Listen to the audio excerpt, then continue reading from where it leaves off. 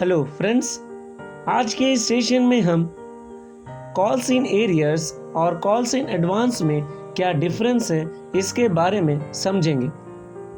Difference between calls in arrears and calls in advance meaning calls in arrear is the call amounts due by shareholders of the company as on the any date after the due date. Calls in arrear ये call amount होता है जिसे share holders के द्वारा due किया जाता है उनके ड्यू डेट में, या फिर कोई भी शेयर होल्डर्स अगर कॉल या अलॉटमेंट का पेमेंट नहीं करते हैं तो उस अमाउंट को हम कॉल्स इन एरियर्स कहते हैं। Calls in advance Calls in advance is the receipt of any call money from any shareholders before the particular call is made. Calls in advance ये वो अमाउंट होता है जिसे कंपनी के द्वारा शेयर होल्डर से रिसीव किया जाता है कॉल मनी होने से पहले, या फिर हम ये भी कह सकते हैं कि किसी भी शेयर होल्डर के द्वारा अगर कॉल का अमाउंट पहले पेमेंट कर दिया जाता है तो उसे हम कॉल्स इन एडवांस कहते हैं। Nature it is the unpaid portion of the called amount.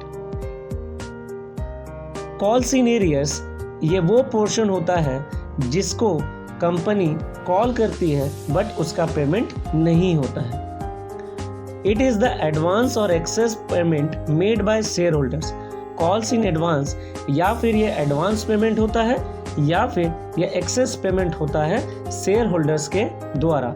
Interest on calls in arrears is the income to the company. जो भी इंटरेस्ट हमें कॉल्स इन एरियर्स से मिलता है वो कंपनी के लिए इनकम होता है।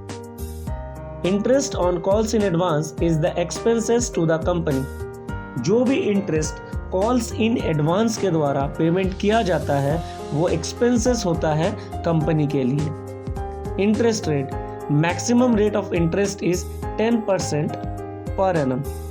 कॉल्स इन एरियर्स में मैक्सिमम रेट 10% पर एनम है, बट कॉल्स इन एडवांस में maximum rate of interest is 12%।